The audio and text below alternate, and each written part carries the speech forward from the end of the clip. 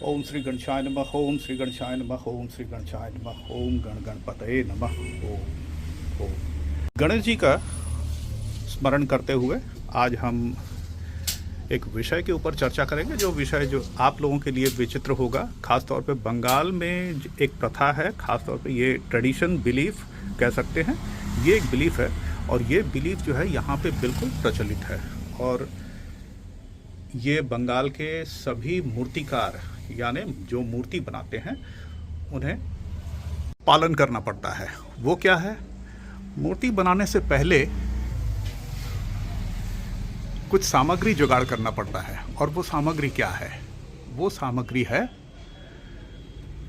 गंगा की मिट्टी, और गंगा की मिट्टी के साथ गौ का गोबर, गौमूत्र, और साथ में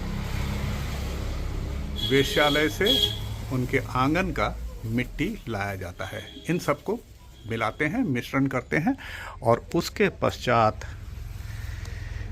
ये मूर्ति जो है गढ़ा जाता है। ये देख सकते हैं, मैं बिल्कुल उसी जगह आ गया हूँ जहाँ पर ये मूर्ति बनाई जा रही है। और कई संख्या में यहाँ पे आप देख सकते हैं कि इन मूर्तियों का, यहाँ पे मूर्तियों को बनाया जाता है। देखिए, ये कपड़े पहनाने का और साज सज्जा करने का प्रक्रिया चालू है।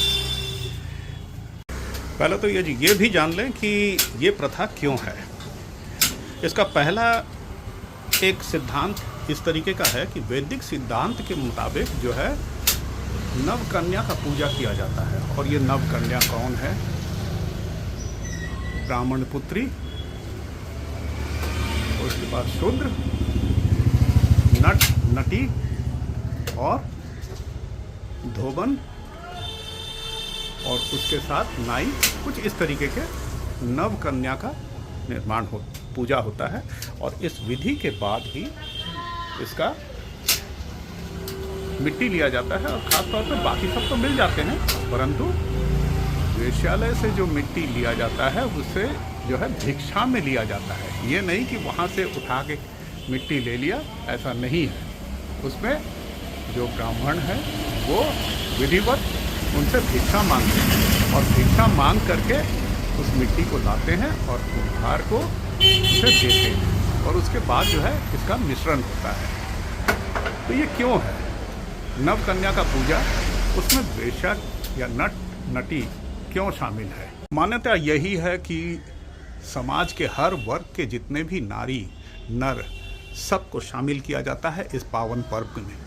और ख़ास तौर पे ये भी सोचा जाता है कि वेश्यालय जो है ये एक परित्याग किया हुआ, वहाँ पे वेश्याओं को बिल्कुल समाज से बाहर रखा जाने वाला जो एक अंश है, उन्हें भी इसमें शामिल किया जाता है। और उन्हें एक मान सम्मान के स्वरूप उस मिट्टी का यहाँ पे मिश्रण देवी के रूप में, देवी के चरणों में, देवी के अंदर समाये हुए किया जाता है। प्रमुख रूप से नारी को एक सम्मान मिलना, यही एक कारण देखा गया है। और नारी मुक्ति, नारी का वो सम्मान, इस प्रथा से इसको किया जाता है। और ख़ास तौर पे ये प्रथा बाहर और जगह नहीं है, ये सिर्फ बंगाल में ही देखा गया है और बंगाल में ही इसका मान्यता है। बाकी जगह नवदुर्गा, दुर्गा को उसी तरीके से पूजते हैं जैसे हर जगह पूजा जाता है। बंगाल में ये एक प्रथा जो एडिशनली माना जाता है। लगे हाँ, तो ये भी बताना ज़रूरी है कि ये जो मिट्टी जहाँ से लाया जाता है, मैंने ऑलरेडी बताया है कि वेश्यालय के आंगन से लाया जाता है, तो इसे कहते हैं निषिद्ध पल्ली। निषिद्ध यानी प्रोहिबिटेड प्लेस, पल्ली यानी मोहल्ला। तो जहाँ पे वेश्या लोग रहते हैं वहाँ पे उसको प्रोहिबिटेड एरिया कहा जाता है। मैं नहीं दिखा सकता उस इलाके को सौजन्य की वजह से या कॉपीराइट या पाबंदी की वजह से। और इस निषिद्ध पल्ली से जो मिट्टी का भिक्षा लिया जाता है, और उस भिक्षा को जो मिलता है वो है मिट्टी उनके आंगन का, और इसे जो है पुण्य मिट्टी कहा जाता है।